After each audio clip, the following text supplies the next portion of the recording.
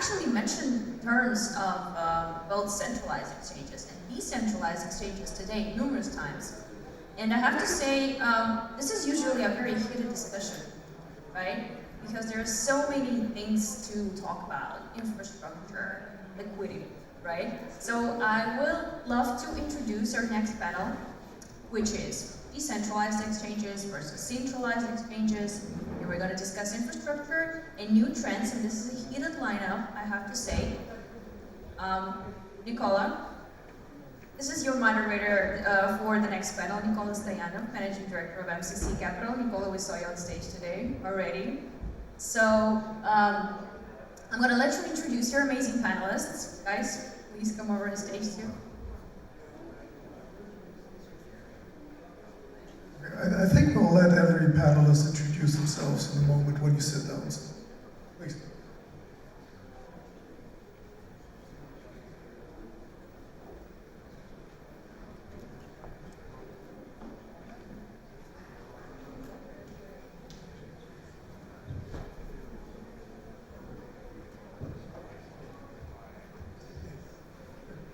So, good evening, good afternoon, everybody. I'm honored to be able to bring to you actually today this incredibly interesting panel on centralized exchanges versus decentralized exchanges. And I believe it would be quite fruitful if each one of you, guys and girls, would quickly introduce yourself 1%. Who you are and what you're actually doing. Hello. Keep it easy, please. We haven't started the conversation yet. I'm Grigory. I'm founder of decentralized exchange EmiSwap. Thank you. My name is Anton Golub. I'm the CEO and founder of a market maker from Switzerland. And in Switzerland, we like to be neutral, so that's why they put me in the middle between the centralized and decentralized exchanges. So happy to speak about both. So. Assalamu alaikum. My name is Tabbaa. I'm the co-founder of CoinMENA, a regulated exchange in Bahrain. And I'm also the co-founder of Grigory, which is the company that builds centralized financial applications. Good afternoon, everybody.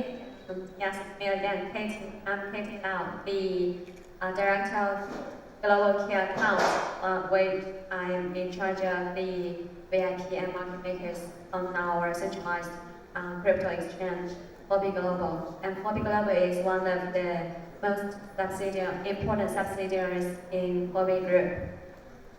It's great to have you here, Katie. I've been a long time supporter of Huobi. I think the easiest way how to start this panel off, the majority of the room probably is aware of what a centralized exchange is, but Grigory, if you can, like in a couple of words, just give a couple of cliff notes, what a decentralized exchange is and how it differs from a centralized one, so we can ease it. The main differentiation that in centralized exchange, somebody holds your money when you make a deposit.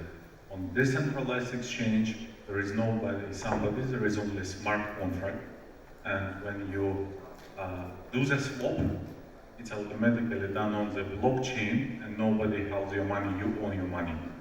Good, so we could actually go as far and say that the old saying, your private key, your wallet, does it. Absolutely, you completely control everything what you owe.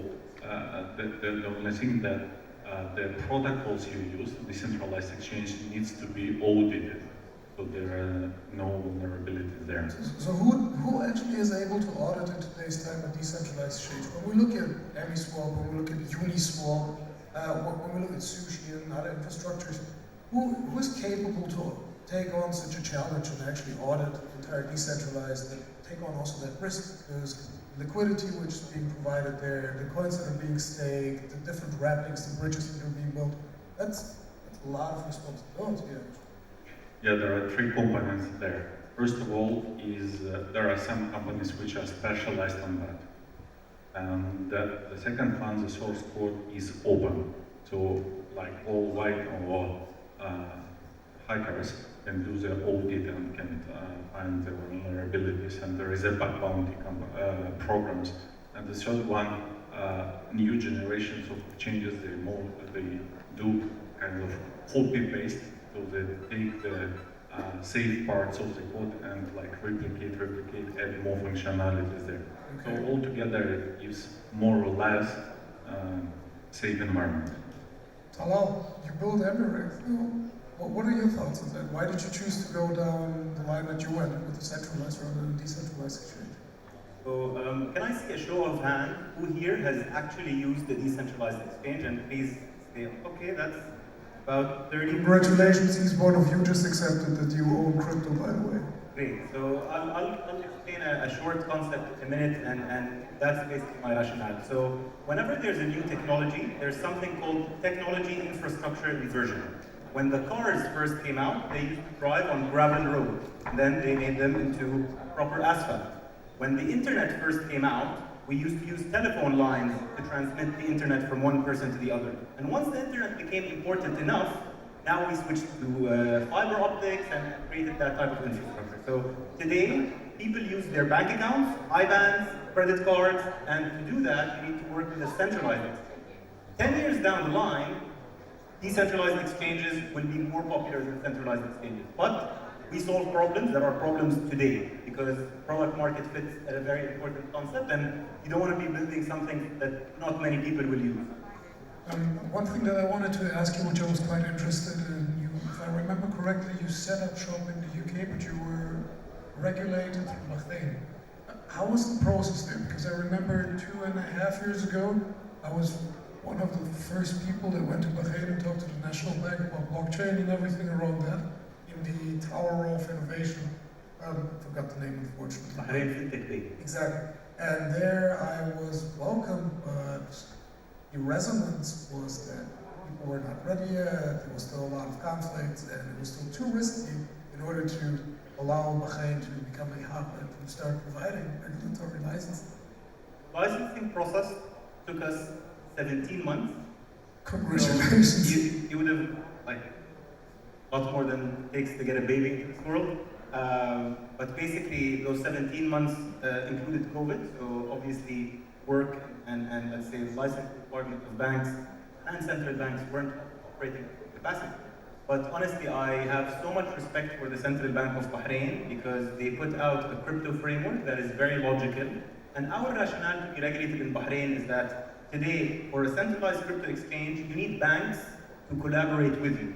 And then I previously had a regulated startup in an offshore jurisdiction. And whenever I go to any bank in the UAE, they would tell me, oh, I don't know this regulator, or I don't report to this regulator. So our rationale of going with the Central Bank of Bahrain is that the banks in Bahrain can't tell us, like they can't dispute our application because we both report the same entity, Central Bank of Bahrain. Understood.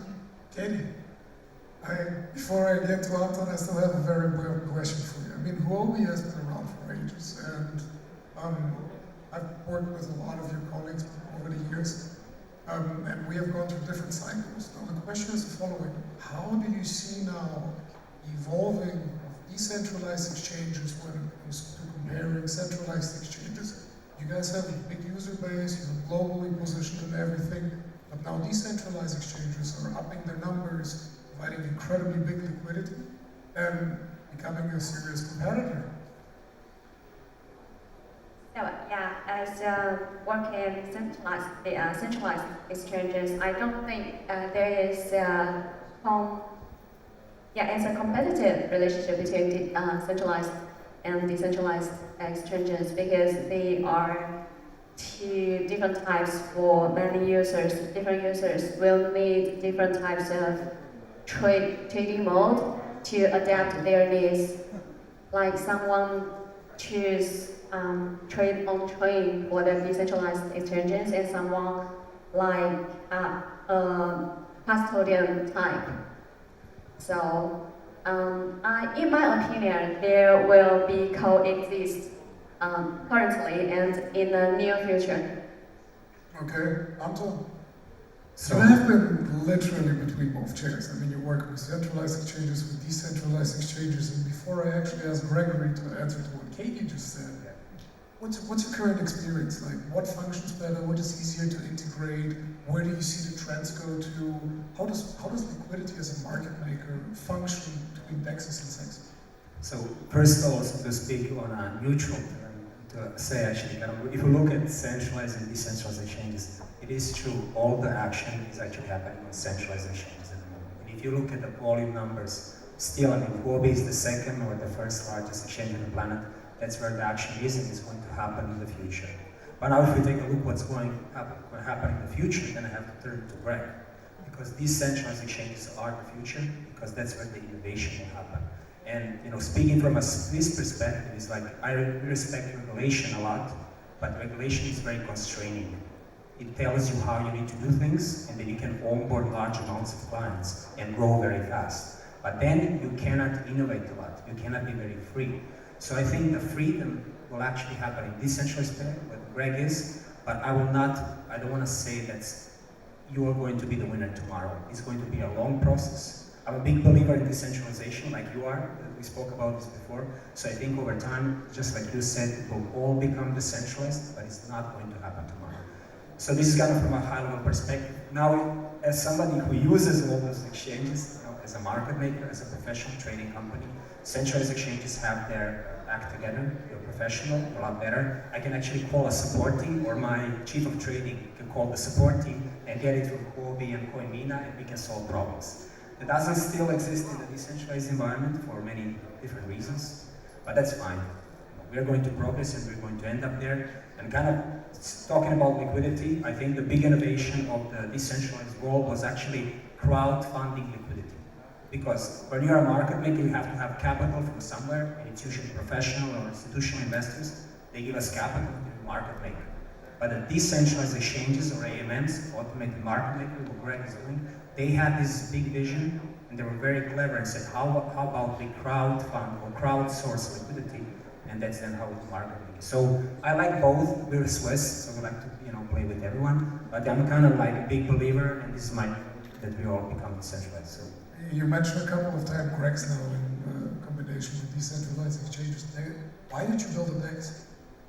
Out of everything you could have built, why, you woke up one day and were like, no, I'm building a DEX? What was the thought process behind it? Actually, all this was thinking about true DAO, decentralization and decentralized ownership. And one day, there is one exchange, centralized exchange, I will not mention the name, they misused my funds. So it was like a trigger that, okay. Has never happened in the history of exchanges. Yeah, that's what actually is a trigger which pushed me to realize what I was dreaming about. Okay, pretty straightforward. Anton, you're sitting here in Dubai right now. You have been successful, you're working with multiple exchanges. What are your plans for the GCC area? Are you setting up? Have you set up? And what has been the resonance here so far? So, I actually visited this first time in Dubai in 2016-17, and kind of those were the early days. You probably remember if you even mentioned the word blockchain. Kind of there was not a lot of receptive people. That has completely changed now. I'm talking about Dubai here, but also Bahrain. Here we're talking about that as well. So. We are kind of, from our perspective, because we're a regulated entity in Switzerland, we're kind of always not the first mover, not the first pioneer, but kind of when things become more established, when you have regulated players like CoinMENA, then we kind of look for our opportunities, yeah. So I think now is the right time to grow forward, and I think kind of certain jurisdictions, for many different reasons, are kind of holding back. I'm talking about Asian jurisdictions where due to many regulatory changes, it's becoming a lot difficult to attract the end traders and the end users. And I think MENA is finding their place, so maybe this is something you can say how you see things work. I mean, centralized exchanges have a much better user experience, and that's not something that anyone can really dispute at this stage. Today, 2.5% of the world own or have used crypto. That is the same percentage of people that used the internet in 1998. So, technically speaking, centralized, decentralized, local, non-local, regulated, non-regulated, it shouldn't matter to us. Because a rising tide lifts all ships. Everyone in this room, if they work in crypto and continue to work in crypto for the coming 5 years, it's going to be a net positive. That I didn't remember you were mentioned or not, is the, I'm sorry, forgot it. Let's go with the NFTs. I think this is easier. I mean, I'm already questioning always how you value an NFT in general, but as they say, the value lies in the eye of the buyer. But have you guys had any experience with this recently, or? Okay. Have you guys had any experience with this right now yet or not? NFTs, you plan to trade one? Yeah, personally, I bought NFTs. Okay, fair enough. I mean, Grigory, EmiSwap does so much more than being a DEX. If you guys provide liquidity, you're using NFTs also. Like, how has that been in a decentralized environment? Is it easy for people to connect with Rarible or OpenSea or anything else? What has been the experience with passing or trading and transacting NFTs to your platform? So we treat NFT a little bit different than NFTs, like traditional NFTs, which are. Traditional NFTs, okay. I mean, traditional NFTs, I mean, most of the NFTs, 99% that would be art NFTs, so like kind of digitalized piece of art. But also there are play NFTs, like, you know, X Infinity and other games, Play, which is based on NFTs as well. And we have utility NFTs. So this is a cards, NFT cards, but they give extra benefits on the platform. You earn these cards, you need to do some actions on the exchange to get these cards. And of course, we do these cards, collections of these cards with the collaborations with other projects. So it allows other projects to introduce themselves to our ecosystem and vice versa. So, and once an NFT is received, then it gives benefits on the platform, like speed up mining or getting more rewards from liquidity or other things. Is the NFT usually minted in the currency of Emi or the project that introduces it? If it is like NFTs on a blockchain, so yeah. that could be agreement with a project, what kind of mechanics they would like to do. And actually, these NFTs can be moved to OpenSea, to Rarible, or any other platform, and be sold there. If somebody wants to get more benefits on the platform, they can buy it there. Anton, how do you provide liquidity for something like this? So I was just waiting really fast. So NFTs have a very unique feature, is that they're actually unique. So like if you have a single painting, like to imagine it, like how do you actually provide liquidity on both sides for a single painting? Like it doesn't really work like that. So market making actually, or trading, if I can call it like that, in NFT space is very similar to how dealers or pawn shops operate. So it's like an entity that's always there, willing to buy, giving you a price, and you should get a very steep discount towards what you traded last time. And they are kind of very much operate like quite big inventory holders. But in the traditional sense of market making, for an NFT, you cannot provide a bid and you cannot provide an offer because it's a single, unique digital asset. So in that sense, this is something that, from flovtec's perspective, we're very interested how to do. But having said that, no solution at the moment because it's just a completely different. It's innovation. It's not something that you can package in the old model. How the crypto works. I'm sorry that I have to drill a little bit deeper here, but if you look at fractional ownership, for example, how do you imagine this to happen if you have like one NFT which is distributed in 1,000 pieces, and in there you would be able to create a market for that's a different story if you can fractionalize actually an NFT, or if you actually trade a whole collection. So you put a collection together and we say let's create one single token out of that and then fractionalize it. So it is like trading large collections in the art world. That is feasible, that is possible. Now when you take a look at the trading platforms, when the NFTs are traded, it's not operating like that. So you can buy a single NFT, sometimes you can do a whole collection, but you cannot really fractionalize how we would like to have it as we describe now. So, but maybe this is something we can discuss over a tea, to dive more into. If it's frontier crazy enough, I'm always good. Guys, because I'm seeing that time is slowly running out and we're getting to an end. I believe everybody here is mostly interested where each one of you sees this competition, if we can call it like this, or this coexistence, actually, if I follow your lead here. Where is this going to go when you look into the next 12 to 18 months? Because I don't believe we can actually predict anything more than that. It's blockchain, it's crypto, we don't know how things react, so 12 to 18 months is actually not a bad time frame.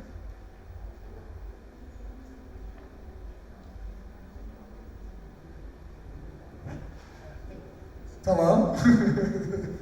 Okay. you said, what do we predict for the 12 to 18 months? I don't think anyone can even predict what's going to happen by the end of the year, let alone 12 to 18 months. We are in a very fast-growing industry that has so many moving variables. But if I was going to pull something out of my head, I'd say that basically we've already seen one country adopt Bitcoin as a self-sovereign method of money. I think we will see many other emerging markets do the same. I think stablecoins, we will see stablecoins issued by governments as well. I do think that in the coming quarter we'll see many companies follow Tesla's lead by adding Bitcoin as a basically hedge against inflation on their balance sheet. And then final prediction is Ethereum 2.0 will be a huge success, and it will basically be the go-to smart contract blockchain with several others trying to follow its lead, just like we're seeing now.